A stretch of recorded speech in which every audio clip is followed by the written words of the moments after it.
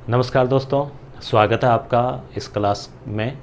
और इस क्लास में हम जो टॉपिक देखने वाले हैं वो एक तो उद्योग का रहेगा, एक जो इन्वेस्ट समिट हुई जयपुर में वो, उसके अलावा रिको, और फिर कुछ योजनाएं जैसे भीमराव अंबेडकर राजस्थान दलित योजना, लघु वाणिज्यिक वाहन योजना, कृषि बैंक, उसके अलावा अटल भूजल योजना, प्रधानमंत्री कृषि सिंचाई योजना, फिर खनिज कुल कितने हैं, कितनों का उत्पादन हो रहा है, तेल, पेट्रोल, निर्यात किन चीज़ों का हो रहा है।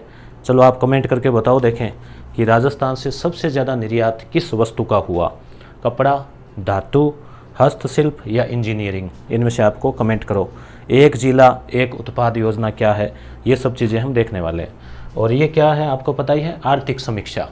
और ये क्लास कहाँ उपयोगी है, RS pre, college assistant professor, school lecturer, junior accountant, सभी में, क्योंकि यहाँ पे करंट की भी कई चीज़ें इसमें आ रही है, योजनाएं भी आ रही है, कुछ स्थायी जीके से संबंधित चीज़ें भी आ रही है। चलो शुरू करते हैं। बैंकिंग और वित्त, तो सभी डाटा सितंबर 2022, कौन से वाले, बैंक वाले, कुछ दिसंबर तक के हैं, कुछ सितंबर तक के हैं, तो ये सितंबर तक के हैं। राज्य में कुल कितने बैंक है, 7,987, यानी आप एक अनुमान ध्यान में रखें कि लगभग 8,000 बैंक, उसके कार्यालय या उसकी ब्रांचेज है पूरे राजस्थान में 8,000। उनमें से कुछ सरकारी है, कुछ सहकारी है, कुछ निजी है, और इसमें से 9 विदेशी भी है। तो यहाँ से एक क्वेश्चन बन सकता है कि कितनी विदेशी बैंक की ब्रांचेज राजस्थान में, तो 9, ठीक है। उसके अलावा जमा राशि जो है उसके ऊपर वृद्धि जो हुई है, हम जो जमा करवाते हैं बैंक में, डिपॉजिट करवाते हैं, तो 12% की वृद्धि हुई है, 12.5 की, यानी पिछले साल जितनी जमा करवाई 21-22 में, उससे ज़्यादा 22-23 में 12.5% की वृद्धि हुई है।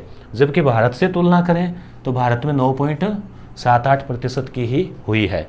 मतलब जब आर्थिक समीक्षा प्रस्तुत की जाती है विधानसभा में, तो ऐसे भी रहता है कि भाई भारत में इतना हो रहा है, हम राज्य में देखो इतना आगे बढ़ रहे हैं पूरे भारत की तुलना में, तो राजस्थान आगे बढ़ रहा है इस हिसाब से।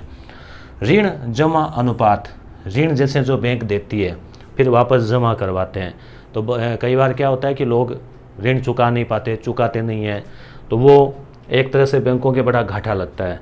तो ऋण जमा अनुपात जो है ये 79.4, यानी लगभग 80% ऋण जो बैंकों ने दिया उसका 80% जमा हो गया, 20% ही उसमें जो बेड डेबिट है, मतलब डूबा है। जबकि भारतीय स्तर की बात करें तो 74 है, मतलब भारत से ज़्यादा अच्छी स्थिति राजस्थान की रही है। अब बात आती है कृषि एवं संबद्ध गतिविधियां और सिंचाई। तो एग्रीकल्चर की बात करें तो डाटा तो पहले भी हमने पहली क्लास में भी लिखे हैं कि कितनी वृद्धि रही, कितने प्रतिशत योगदान है, वो हमने देखे थे 21 और 22 के, वो आपको याद भी हो गए होंगे, PDF टेलीग्राम पे भेज दी है। अब 22-23 के जो है, जो अग्रिम अनुमान होता है वो भी यहाँ लिखाए हैं, क्योंकि मान लो क्वेश्चन वहाँ से आ जाए या आपको अनुमान रहे, कोई ज़्यादा फर्क तो है नहीं, 28-27 पॉइंटों का फ़र्क है। तो 22 और 23 में ये अग्रिम अनुमान, उसमें लिखा रहता है कि अग्रिम अनुमान, और कई जगह ये भी है कि फिक्स भी है। तो GSVA यानी जो सकल घरेलू उत्पाद है, जो टोटल है बिना खर्चों वाला टोटल, उसमें 28.95% 22-23 का, ठीक है। किस में, कुल GDP में इतना योगदान है। मान लीजिए 100 रुपये कुल कमाई हो रही है, तो बिना खर्चे निकाल के कुल कमाई, उसमें 28 रुपये यानी लगभग 28.95 कृषि से आ रहे हैं, ठीक है। अगली बात, 1 जून से 30 सितंबर यानी जो 4 महीने के जो डाटा है उसमें कितनी वर्षा हुई, तो उसमें वर्षा जो है 594 मिमी।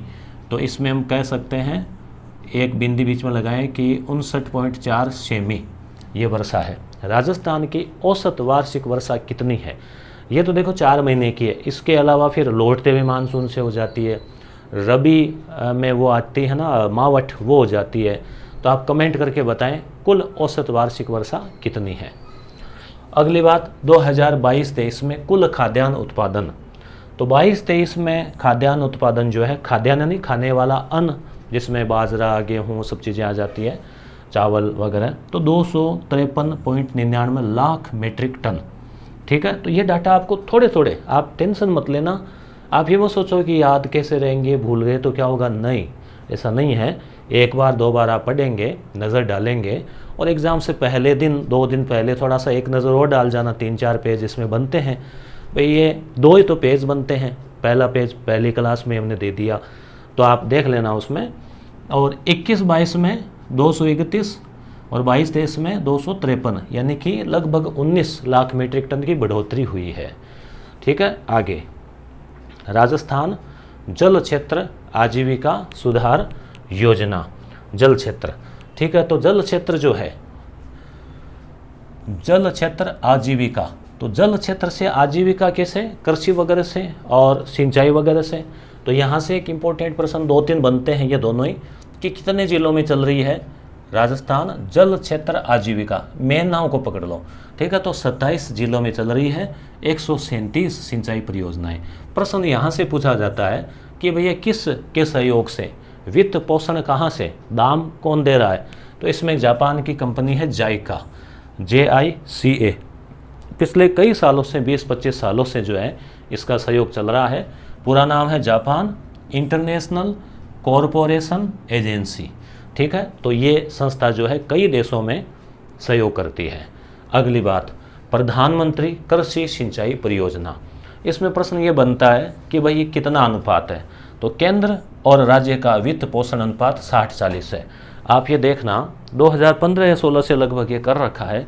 अधिकांश योजनाओं में केंद्र का है 60, राज्यों का है 40। ठीक है, तो 60-40 है, यानी 60 से फर्स्ट डिवीजन बन जाती है ना, तो केंद्र 60% अपनी तरफ से देगा। याद रखने के लिए आप ध्यान रख सकते हो 50-50 न होकर 60-40 है। ठीक है, अटल भूजल योजना, अटल बिहारी वाजपेयी प्रधानमंत्री थे, उनके नाम से है। भूजल, जमीन वाला जल, तो जमीन वाला जल जो है ना उसका स्तर अत्यधिक सिंचाई की वजह से नीचे जाता जा रहा है, जल स्रोत सूख रहे हैं, तो उनको पुनः भरा जाए, मेन उद्देश्य यही है। तो कैसे भरा जाएगा, एक तो लिमिट से सिंचाई हो, अपव्यय नहीं हो, और एक वर्षा का जो पानी है वाटर हार्वेस्टिंग उसको इकट्ठा किया जाए और वो बच जाए तो फिर ज़मीन के जो स्रोत है कुआं वगैरह उनमें लगा दे। तो विश्व बैंक और भारत सरकार, ये इंपॉर्टेंट है, यहाँ से क्वेश्चन एग्जाम्स में बनेगा और बना भी है, आया भी है ऐसा प्रश्न, अटल भूजल योजना। और इनके आप सभी के प्रश्न का अभ्यास करना चाहते हो ना, जैसे जैसे मैं बता रहा हूँ वैसे वैसे ही, तो वो टेस्ट सीरीज है यस गुरु ऐप पे, आप ट्राई कर लेना, लिंक है डिस्क्रिप्शन में। आर्थिक समीक्षा और बजट की, तो भारत सरकार का 50-50 है, ये याद रखना। देखो आप इसे याद रख लेना, अटल, अटल है, विश्व जो है वो अटल है। ठीक है, तो 50 अटल और 50 भारत भी पूरे विश्व में अटल है, तो दोनों बराबर ऐसे हैं, आप कोई भी ट्रिक से याद रख लेना। उद्देश्य क्या है, भूजल का बेहतर प्रबंधन। बेहतर प्रबंधन कैसे होगा, सिंचाई ड्रिप सिंचाई हो तरीके से, जल का जो घटता स्तर है जा रहा है नीचे उसको रोकना। ये 17 जिलों में है। देखो 17 खतरा, तो खतरा है, भूजल कम होता जा रहा है, कुएं सूख रहे हैं, तो ऐसे आप याद रखें। कृषि बजट, यहाँ से एक प्रश्न बनता है कि राजस्थान सरकार ने पहला कृषि बजट कब जारी किया। तो इसी साल नहीं, इससे पिछले साल कर दिया था, इस साल दूसरी बार किया है पृथक से, अलग से कृषि बजट। तो 22-23 बजट जो था ना, 22-23 बजट में क्या होता है, एक साल आगे का उसमें रहता है। बजट का मतलब ही यही हुआ ना, कितना खर्च होगा, कितना पैसा आएगा, एक साल का अग्रिम अनुमान होता है ये। तो अभी जो बजट आया था ना, अभी मतलब अभी चल रहा है अगस्त, और जो मार्च में बजट जारी हुआ था तो वो उस पर लिखा रहेगा 23-24। ठीक है, तो ये 22-23 वाले में ही, यानी गत वर्ष वाले में ही जो है पहला पृथक से कृषि बजट जारी कर दिया था। 23-24 वाला जो है वो है दूसरा। ठीक है, मेरा प्रयास ये है कि आप क्लास वीडियो देखते देखते आपको चीज़ें याद हो जाए, फिर एक नज़र आप PDF पे डाल लोगे तो याद हो जाएगा। लिखो तो लिख ला, नहीं तो ऐसे ही चल जाएगा काम, PDF का प्रिंट करवा लेना। PDF अभी क्लास वाइज टेलीग्राम भेज रहा हूँ, 10-15 दिन बाद में जब कमांड तैयार हो जाएगी तो यस गुरु एप्लीकेशन में भी अपलोड कर देंगे। खर्च जो है ये इम्पोर्टेंट है कि जो कृषि बजट था पिछला पहला, बजट तो जारी कर दिया, अलग से पैसे जारी कर दिए, किस किस मद में खर्च होना था, सबसे ज़्यादा कहाँ होना था, ये प्रश्न बनता है। तो सबसे ज़्यादा जो खर्च था पिछले कृषि बजट में वो कृषि अनुदान पे किया गया। अनुदान होता ना, सब्सिडी जारी करते हैं, कोई भी लोन लिया और लिया किसानों ने तो उस पर छूट कर देते हैं, तो वो उनके महंगा नहीं पड़ता। तो कृषि अनुदान पे 37% सबसे ज़्यादा। इसको मैंने रेड कलर में भी लिखा है, यहाँ थोड़ा लाइटिंग की वजह से हो सकता है आपको पूरी क्लियर रेड कलर नहीं दिख रहा हो, ये रेड में इसलिए लिखा है, इंपॉर्टेंट चीज़ों को लिख दिया है अलग से, अंडरलाइन भी कर रखा है। कृषि ऋण पे 2 नंबर पे रहा 25%। बुनियादी ढांचा, बुनियादी ढांचा क्या होता है, जैसे सड़क है, बिजली है आदि, तो इसमें 15%। तो आपको मेन क्या याद रखना है, सबसे ज़्यादा किस पे, कृषि अनुदान, अनुदान, ठीक है, उस पर ज़्यादा खर्चा किया। अगली बात आती है उद्योगों की। तो 2022-23 स्थिर मूल्यों पर वृद्धि, 22-23 का मतलब जो अग्रिम अनुमान में माने जाते हैं, तो अग्रिम अनुमान का मतलब ये 23 तक कंप्लीट आए नहीं, 23 में तो बजट पेश ही कर दिया ना, मार्च में तो कैसे आएंगे, तो दिसंबर तक के डाटा इसमें लगभग उपलब्ध होते हैं। तो 6%, यानी उद्योग जो है पिछले साल जितना हुआ उत्पादन उसका 6% बढ़कर हुआ, ठीक है। 22-23 जीएसडीपी में, यानी सकल टोटल जो था जीडीपी, उसमें उद्योगों का योगदान 27.31%। आप पुनः कंफ्यूज हो सकते हैं, एक विद्यार्थी का कमेंट आया कि डाटा में कन्फ्यूज़न लग रहा है, तो देखो मैंने घर से तो तैयार किए नहीं है, जो आर्थिक समीक्षा में दे रखा है वही है, ओरिजिनल भी पीडीएफ में साथ में इसमें अपलोड करता हूँ, अभी हम देखेंगे आगे जो आरेख वगैरह है।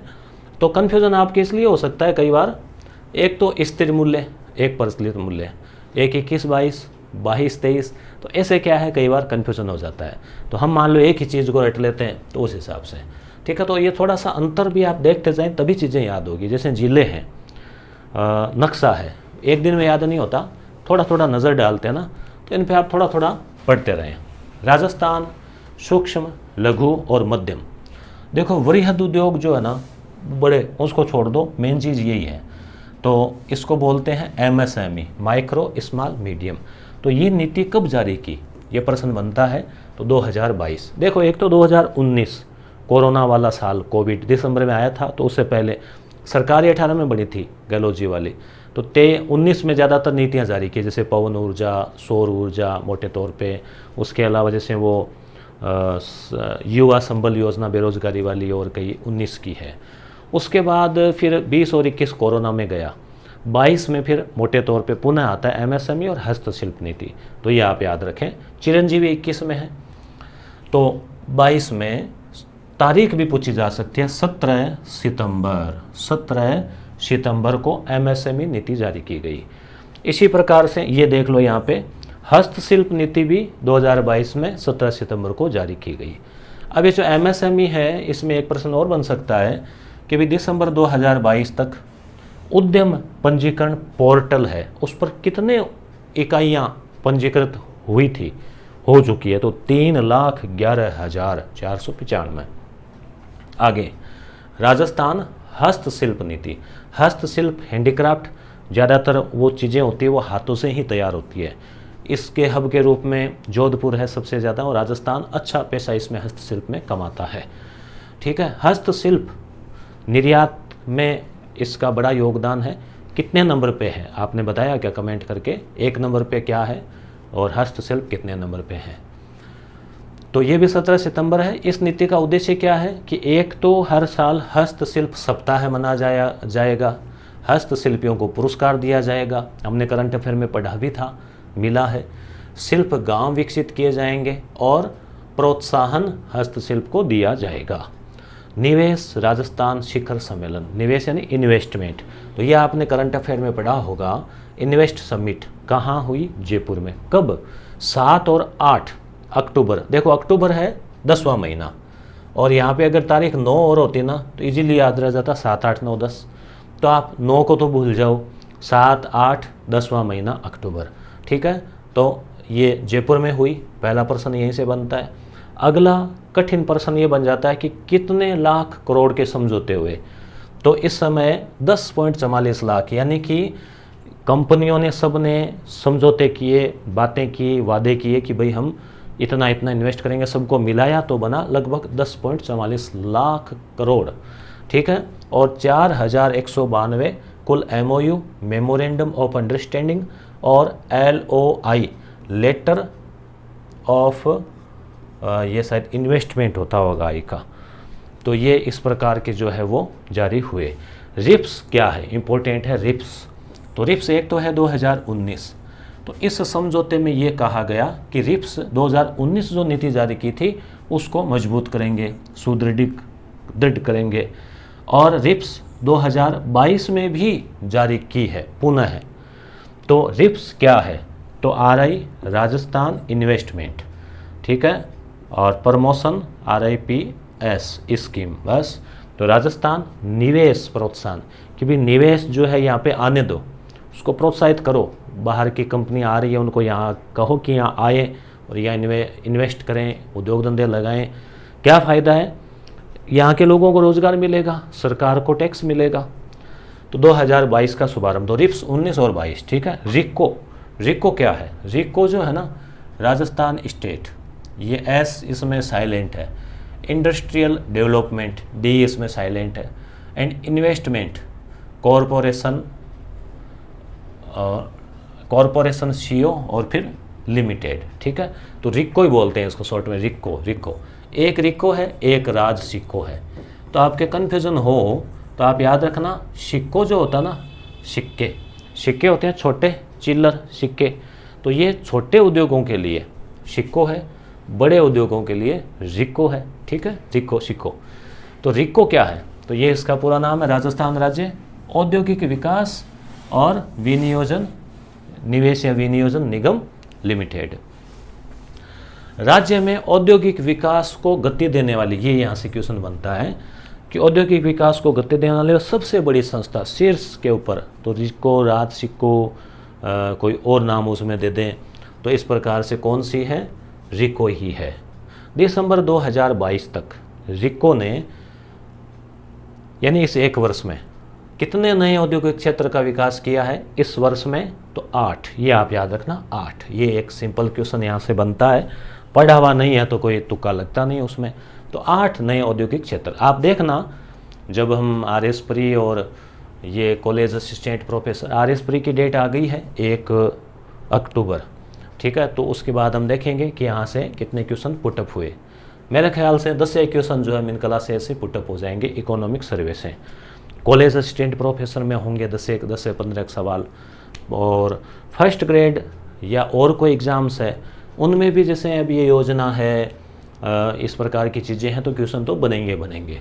मुख्यमंत्री लघु वाणिज्यिक वाहन स्वरोजगार योजना, ये देखो मुख्यमंत्री है मतलब राजस्थान सरकार की है, लघु मतलब छोटे, वाणिज्यिक वाहन कॉमर्शियल, एक तो हम गाड़ी लाते हैं घर पे खुद के यूज़ के लिए, एक लाते हैं जैसे उसमें काम धंधा करना है, भाई टेम्पू ले आए, ट्रैक्टर ले आए, कोई पिकअप ले आए, कोई और गाड़ी ले आए। तो लघु वाणिज्यिक वाहन स्वरोजगार के लिए योजना है 11 अक्टूबर 2022 को। वो बाकी है 17 सितंबर की थी वो 1-2, तो अभी हमने देखी ऊपर वाली है ना, 17 सितंबर ये नीतियाँ, ठीक है, और ये है अक्टूबर की, ठीक है। इसमें आयु सीमा 18 से 45 वर्ष का कोई व्यक्ति ये वाहन खरीदता है, और कितना अधिकतम कीमत 15 लाख है, और इससे ऊपर का नहीं, 15 लाख तक का कोई वाहन लाता है तो सरकार क्या करेगी, या तो 10% छूट देगी उस पर।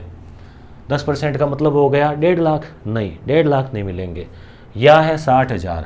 तो जो भी ज़्यादा है मतलब जो 60,000 तक है, या तो 10 पर मान लो 5 लाख को कोई वाहन खरीदा तो 10% 5 लाख हो गए, 50,000 हो गए, और या फिर उसको 60,000, तो 60,000 तक की मान के चलो छूट उसको मिलती है।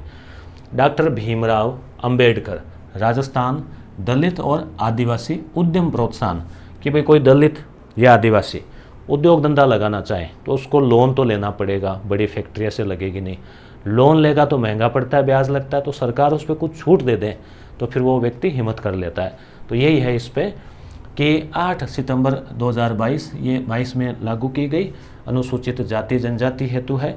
25 लाख रुपए तक अगर लोन लेते हैं तो 9% अनुदान।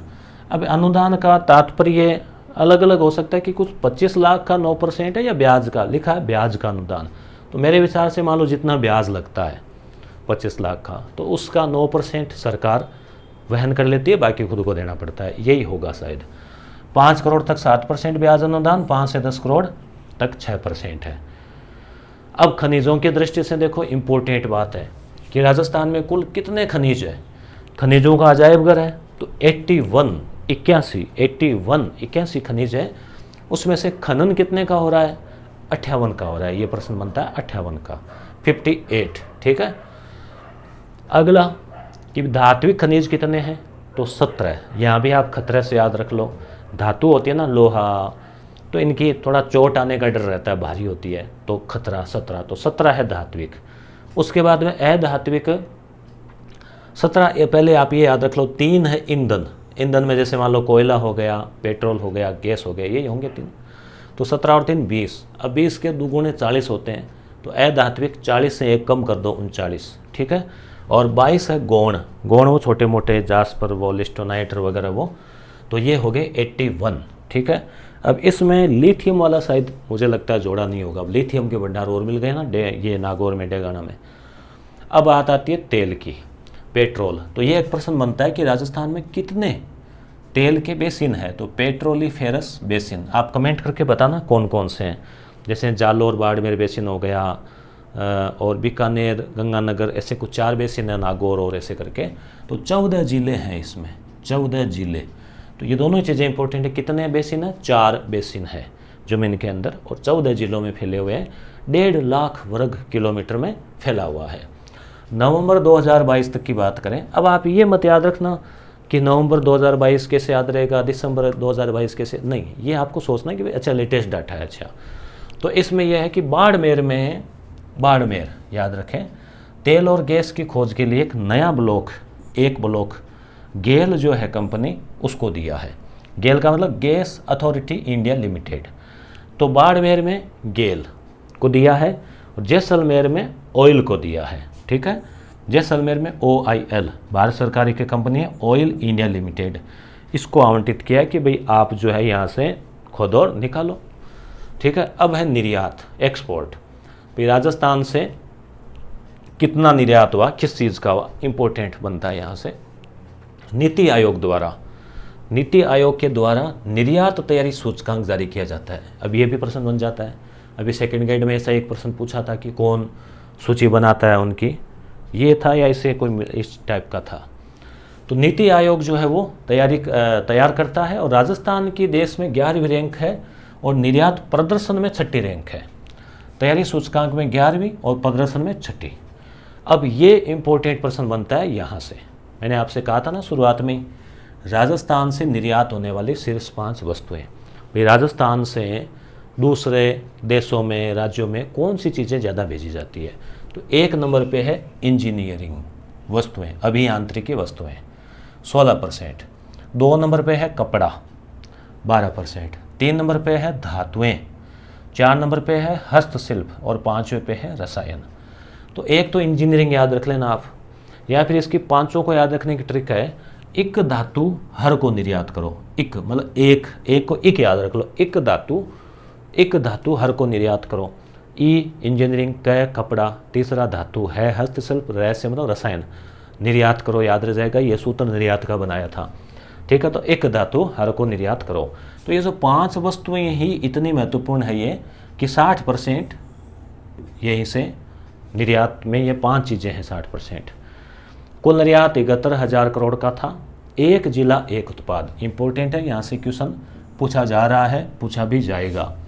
क्या योजना है कि भाई कोई भी जिला है तो उसमें ऐसी चीज़ तो होती है हर ज़िले में कि वो वहाँ ज़्यादा है, तो उस ज़िले में उसको एक्सपोर्ट किया जाए, उसको तैयार के उसको प्रोत्साहित करें। ठीक है। तो 33 जिलों में ये लागू की गई है। उद्देश्य क्या है? निर्यात, इस पर फोकस का ध्यान रखना, निर्यात के ऊपर। क्षमता वाले उत्पादों और सेवाओं की पहचान, उत्पाद है कोई या फिर सेवा है, सेवा में भी आ जाता है कोई, वहाँ चीज़ है मान लो ऐसी स्पेशल, तो वो उसकी पहचान, और प्रत्येक ज़िले को संभावित निर्यात केंद्र बना देना उस चीज़ का। जैसे क्या उसमें 4 दे रखे थे, तो चारों का पूछा जा सकता है कि भाई जयपुर जो है उसमें ब्लू पोट्री है, तो इसको निर्यात के लिए और बढ़ावा दिया जाए। रत्न और आभूषण है, जेम एंड ज्वेलरी। अजमेर में ग्रेनाइट और मार्बल है। कोटा में कोटा डोरिया की साड़ियाँ, कढ़ाई का कपड़ा, और अलवर में ऑटोमोबाइल। ऑटोमोबाइल्स का मतलब ये जो बस है, गाड़ियाँ हैं, इनके जो पार्ट वगैरह होते हैं, तो ऑटोमोबाइल्स पार्ट। ठीक है। अब आपको आर्थिक समीक्षा में जो ग्राफ दे रखा है वही दिखा देते हैं। राजस्थान में उत्पादित खनिज, धात्विक खनिज कितने? 17। एकमात्र उत्पादक, ये इंपॉर्टेंट प्रश्न बनता है कि केवल राजस्थान ही अकेला उत्पादक है और भारत में कहीं नहीं है। क्या चीज़? शीशा, जस्ता और चांदी। शीशा जस्ता के साथ ही चांदी होती है, यह आपको पता है, जावर वाले खाने। और चांदी में राजस्थान 1 नंबर पे अग्रणी उत्पादक है। यहाँ से बन गए प्रश्न 1, 2, 3। अगला अधात्विक कितने? 39। ठीक है। एकमात्र उत्पादक सेलेनाइट और वोलास्टोनाइट, सेवो। ठीक है, सेवो ट्रिक याद रख लो, सेवो तो सेव या सेवा। तो सेलेनाइट और वोलास्टोनाइट ये 2 खनिज ऐसे हैं जो केवल राजस्थान में और भारत में कहीं नहीं है धात्विक। अग्रणी उत्पाद सीमेंट ग्रेड और स्टील ग्रेड लाइम स्टोन। जो लाइम स्टोन जो पत्थर होता है जिससे सीमेंट बनती है, चूना वगैरह बनता है, तो वो लाइम स्टोन में भी राजस्थान जो है वो अच्छा उत्पादक है, वे अधात्विक है, पत्थर वगैरह। ठीक है, तो दोनों चीज़ें इंपॉर्टेंट हो गई। अगली बात, ईंधन खनिज। ईंधन खनिज जो है वो 3 है, याद रखने हैं आपको, जिसमें वही है तेल, गैस और कोयला। तो कच्चे तेल का दूसरा बड़ा उत्पादक याद रखना आपको। राजस्थान का स्थान कौन सा है? दूसरा। बाड़मेर और काफ़ी हो रहा ना, तो पहला कौन सा है फिर? कमेंट करके बताओ। गुजरात ही होगा शायद, आप कमेंट करके बताओ। देखें गौण खनिज कौन से हैं, तो 22 है गौण खनिज। अग्रणी उत्पादक मार्बल, ग्रेनाइट, सैंडस्टोन में राजस्थान जो है ये चूना पत्थर, सैंडस्टोन वही होगा सर, ग्रेनाइट। ठीक है, इनमें आगे हैं। अब देखो 21-22 में राजस्थान से निर्यात, ये हमने पढ़ लिया है वैसे, पर आपको थोड़ा ये कलरफुल अच्छा भी लगेगा, याद भी रहेगा। वहाँ दे रखा है उन्होंने, तो आपके लिए भी दिखा देते हैं इसमें। तो इसमें देखो, जैसे आप यहाँ पे देख पा रहे हैं कि 21-22 में निर्यात में 5 चीज़ें आपको है। एक धातु हर को निर्यात करो, तो इंजीनियरिंग सबसे ज़्यादा है 16%, इक कपड़ा 12%, इक धातु 3 नंबर धातु, और एक धातु हर को हस्तशिल्प हर, तो ये 5 ही 60% है। फिर रत्न आभूषण ये बाकी है। अब आप ज़्यादा कन्फ्यूज़न में या ज़्यादा गहराई में मत जाना, आप तो पहले ही याद रख लेना कि सबसे ज़्यादा अभियांत्रिकी, इंजीनियरिंग वस्तुएं हमने भेजी। कृषि बजट की बात करें 22-23, तो कौन सा था? ये फर्स्ट बजट था, ये आपको याद ही है। और 23-24 वाला जो है वो है सेकंड बजट, है ना। 23-24 का सेकंड, ये था फर्स्ट बजट। कौन सा? कृषि पृथक बजट। इसमें सबसे ज़्यादा किस पे था? तो देखो ये 38-37% कृषि अनुदान। 2 नंबर पे क्या था? कृषि ऋण। पहले अनुदान फिर ऋण। कृषि ऋण चुकाने में 25% पैसा सरकार ने खर्च किया। बुनियादी ढांचे पे 15%। तो मेन मोटा 1 नंबर जरूर याद रखना, कृषि अनुदान। अब ये देखिए आर्थिक समीक्षा कि 2002 और 3 और 6 और 7 की औसत उत्पादकता की तुलना में 21-22। अब आप ये 2, 3, 6, 7 मत याद रखना, आप ऐसे याद रख लो कि पिछले 20 वर्षों में, लगभग पिछले 15 से 20 वर्षों में किस चीज़ में कितनी बढ़ोतरी हुई है। तो यहाँ पे देखो सभी का मत याद रखो। भले ही दाल 50% बढ़ गई, 20 साल पहले जितनी होती थी ना उससे अब दुगुनी होने लग गई। अनाज, तिलहन, ये देखो याद रखो आप। कपास जो है आज से 20 साल पहले राजस्थान में जितना होता था उससे 95% बढ़ गया। ठीक है, 100% होता जस्ट डबल हो जाता। तो इस हिसाब से आप चीज़ों को जो है वो याद रख सकते हो। तो निश्चित रूप से क्लास आपको याद हुई होगी, अच्छी लगी होगी और उपयोगी भी है। कमेंट करके ज़रूर बताएं। कंटिन्यू देखें। पहली क्लास को ज़्यादा विद्यार्थी देखते हैं, दूसरे में थोड़े कम हो जाते हैं, तीसरे में कम हो जाते हैं। सोचते हैं कि शुरू से देखेंगे फिर करेंगे, इसे कंटिन्यूटी रखें। नोट कर सकते हो, नहीं तो PDF मिल जाएगी आपको। और टोटल जो 2 वीडियो और हैं वो भी आप देख लेना, क्लास 1, 2, ये तीसरी क्लास है और प्लेलिस्ट बना रखी है इनकी। ठीक है, धन्यवाद।